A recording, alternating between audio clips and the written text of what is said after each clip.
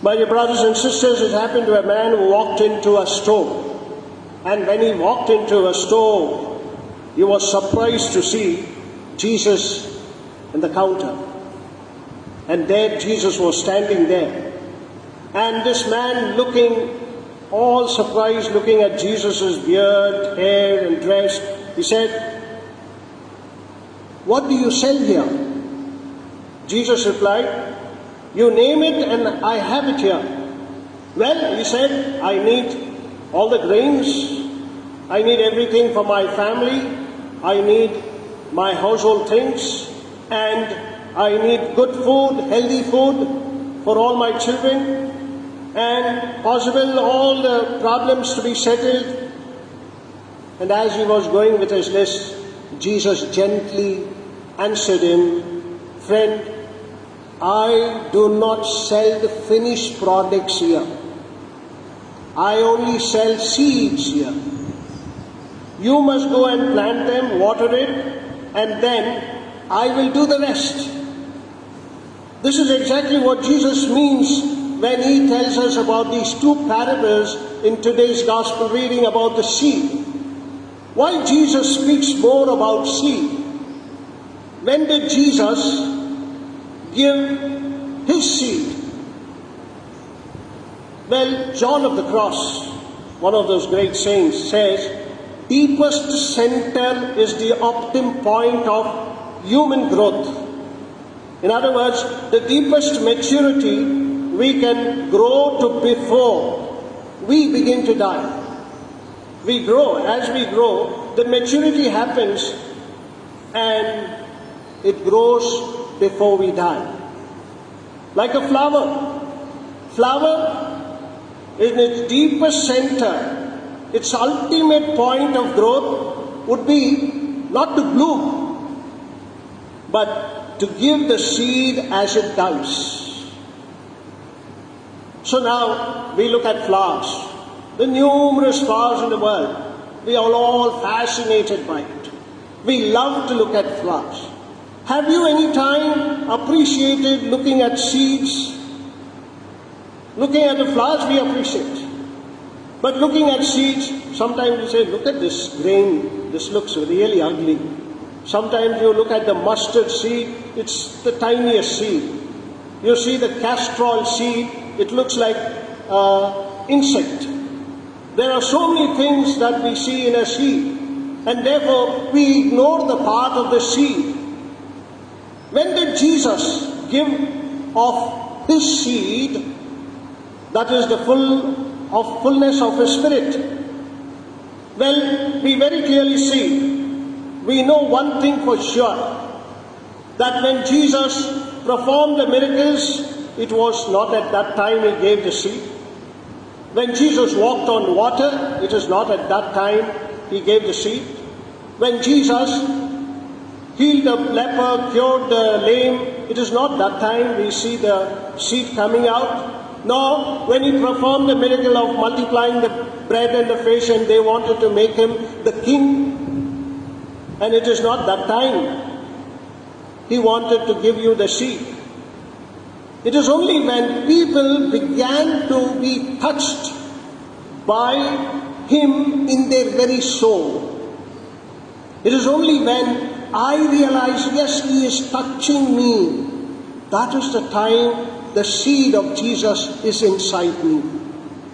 Henry Newman, a great writer and a great personality, says, we know one thing for sure. For the Son of Man, his wheel stopped. When did it stop? Everything stopped. The power to speak, the power to heal, the power to be successful and fame and name of him, it stopped. Even God stopped it. When he was nailed onto a tree and they robbed off all his human rights, and he knew that it is over. And therefore he said, it is fulfilled. It is finished. It is finished is important for each and every one of us to know. A flower dies to give off its seed. So it is appropriate that these words of Jesus Christ become very meaningful for us.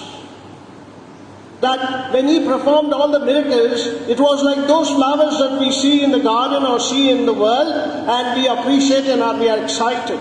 But when he is dying on the cross, it is at that time he is putting that seed into us. And are we ready to take that seed? It looks very ugly. But he says, it is finished. He stopped living because he began to die.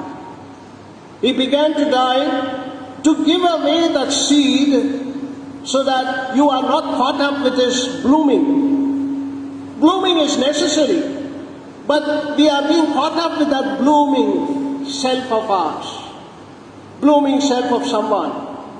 But what about the seed of that person? Therefore we see Jesus has reached its deepest center when he said, it is fulfilled, it is finished. When we, my dear friends, move from blooming, we all bloom at a particular time. And when we move from blooming and then want to give seed, that is the center optim time of our life. We begin to give off something of more value than the attractiveness of the blooming, because we see that we can also say, it is fulfilled, it is finished. My dear friends, if this is so, why is the seed so important for Jesus Christ? Well, the seed has the power of generative activity. Therefore, he uses the seed as an important aspect for him to proclaim about his kingdom.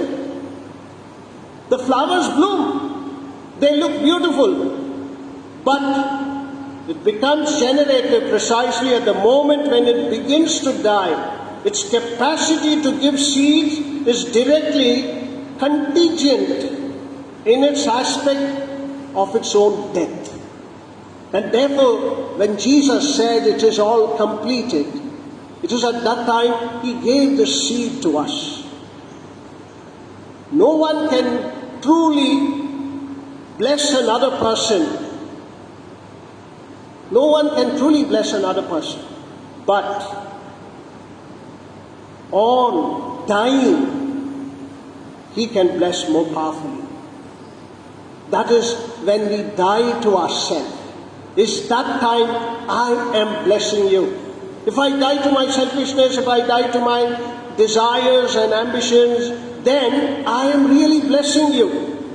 That's what takes and makes a blessing so powerful. And therefore we see nature prescribes this. The flower knows that it is blooming, but its very important nature is to give the seed. And that is the reason why the generative power depends more on willingness to give the seed rather than blooming as a flower. For us, my dear friend, the best example is in the gospel we see a rich man coming and asking Jesus, what should I do to enter the kingdom of heaven? When Jesus is speaking about the kingdom of God, what should I do? And Jesus says, go sell everything and come back and then offer yourself and you will be doing a wonderful job. This man went off sad. But it is important to see that he was very sincere. But he could not do what Jesus asked him to do. He was very sincere. He could not do what Jesus wanted to do because he was willing to bloom with all that he had, the riches that he had, the power that he had, the name and fame that he had. He wanted to bloom and bloom, not to die. Therefore we see he wanted to live, not to give away the seed. To become generative with his blooming is still inactive. Why? Because he went away sad. And this is what happens to many of us. That when we want to do many things for Jesus, we are ready to do. I'll do this, I'll do that for the church, I will be this. But when we want to give that seed, we will be like this rich man, going away very sad. But all that we can do is be contented in our life and say, yes, what I did was correct. I left that place. Flower go away, but they do not go away sad. The flowers bloom, they get dried. But when they dry, they don't go away sad. They go away happy drying because the seed is going to come next. If it is looking ugly or not, it is not its importance. It's the importance that it bloomed. Now it is important that is going to give you the seed. And that seed blesses the earth. The first to bloom, then to give the seed. Unlike the rich young man, in their maturity, they sacrifice, they bloom to give out all that they have. That is why Jesus wants you to be that seed. Jesus wants you to act and become a powerful seed in this world. Not be caught up with blooming and doing great works. No. Jesus was not referring on the cross, I performed these miracles. No. He said, my God, why have you forsaken me? He didn't say, please now release me because I performed so many miracles. He did not speak about his blooming time, but rather he speaks about his finishing time, for he knows that the seed is going to bear fruits. And if you and I are sitting here, if you and I are listening to his word, it is because of that seed that is sown in us that we are able to be his disciples, that we are able to now bear seeds again. Well, it happened to Oscar winner. An Oscar winner, when he started his career, he was very, very disappointed in all his movies. And after a particular movie acting, they would always criticize. There would be so many letters against him. But one day there was an anonymous letter from an elderly woman. And all that she wrote was, keep acting, you are good. Only these 4 words. Keep acting, you are good. And this man took it as a challenge. And that made him win the Oscar award. And therefore, my dear friends, begin to encourage people in life. That is one way of bearing those seeds in our lives. Look at our young people. They are disappointed with their family, with their friends, with their teachers, with their instructors. Why? Because nobody is encouraging them with these words, not just 4-letter words of keep acting, you are good. No, but rather encouraging them with many other words. The words that can really transform people.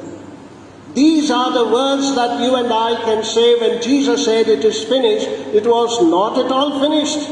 It is continuing, and therefore it is for us to encourage. This, my dear friends, is the part of how we can bring about our seed growing in others.